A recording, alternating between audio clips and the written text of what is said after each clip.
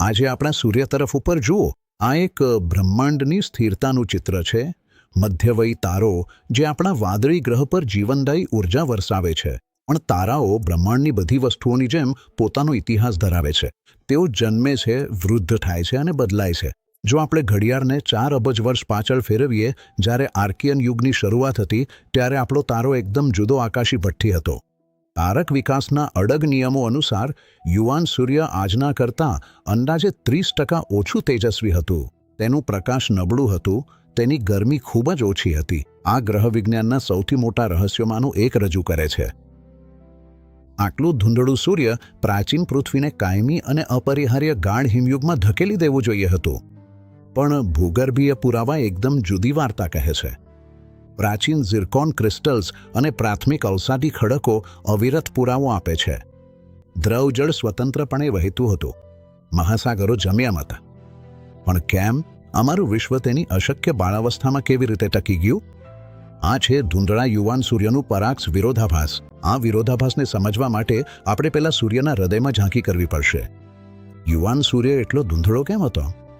જવાબ ન્યુક્લિયર ભૌતિકશાસ્ત્રમાં છુપાયેલું છે.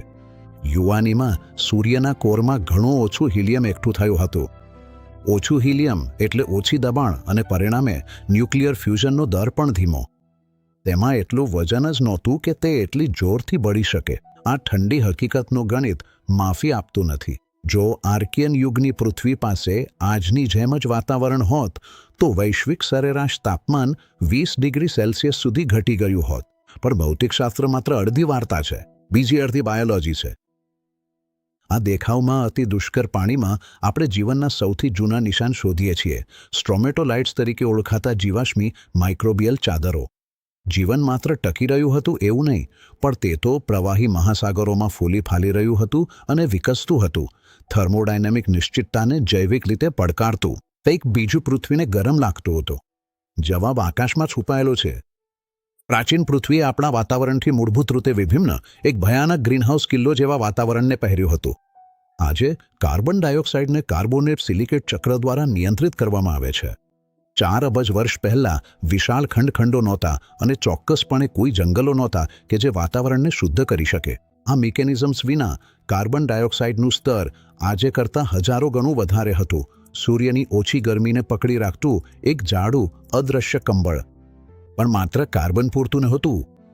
અહીં પ્રવેશ કરે છે મેથાનોજેન્સ, પૃથ્વીના પ્રાચીન માઇક્રોબિયલ પાયોનિયર્સમાંથી કેટલાક. આ જીવસૃષ્ટિ મિથેન બહાર કાઢતી, જે કાર્બન ડાયોક્સાઇડ કરતાં અનેક ગણું શક્તિશાળી ગ્રીનહાઉસ વાયુ છે. આ જૈવિક મિથેનની જબરજસ્ત માત્રાએ આકાશને જ રૂપાંતરિત કરી દીધું. આર્કિયન યુગની પૃથ્વી પર વાદળી આકાશ નહોતું, પણ તેના બદલે એક ફિક્કું કેસરિયું ધૂંધળકું હતું, જે શનિના ચંદ્ર ટાઇટન જેવું જ લાગતું. અને તાજેતરના સંશોધન કોલિઝન ઇન્ડ્યુસ્ડ એબ્ઝોર્પ્શન તરફ ઇશારો કરે છે. ઘણા ઘનત્વવાળા વાતાવરણમાં નાઇટ્રોજન અને હાઇડ્રોજનના અણુઓ એકબીજા સાથે એટલી જોરથી અથડાતા કે તેઓ થર્મલ રેડિયેશન માટે અત્યંત અસરકારક ફંદા બની જતા. પ્રારંભિક વાતાવરણ રાસાયણિક ઇન્સ્યુલેશનનું એક અદ્ભુત નમૂનો હતું. પણ વાતાવરણ જ આપણા વિશ્વને બચાવતું એકમાત્ર સાધન નહોતું. આપણે ગ્રહના અલ્બેડો પર પણ વિચાર કરવો જોઈએ. અલ્બેડો એ પ્રકાશને પરાવર્તિત કરવાની ક્ષમતા છે.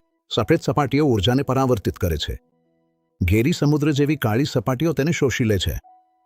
યુવાન પૃથ્વી પાણીથી ભરેલી દુનિયા હતી, મૂળભૂત રીતે વધુ અંધારી અને વધુ શોષક.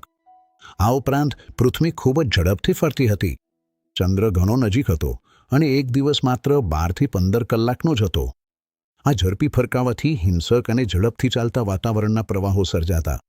આ ફરકાવાથી ફસાયેલું ઉષ્ણતામાન સમગ્ર પૃથ્વી પર સમાન રીતે વહેંચાઈ ગયું, જેના કારણે ધ્રુવો જમવાના બચી ગયા અને વૈશ્વિક હિમયુગ આવી ન શકી. આ પરાકોક્સનું સૌથી શ્વાસ રોકી લેતું પાસું એ છે કે પૃથ્વી કેવી રીતે તેના યુગમાંથી બચી ગઈ એ જ નહીં, પણ કેવી રીતે તે તેના પરિપક્વતામાંથી પણ બચી ગઈ.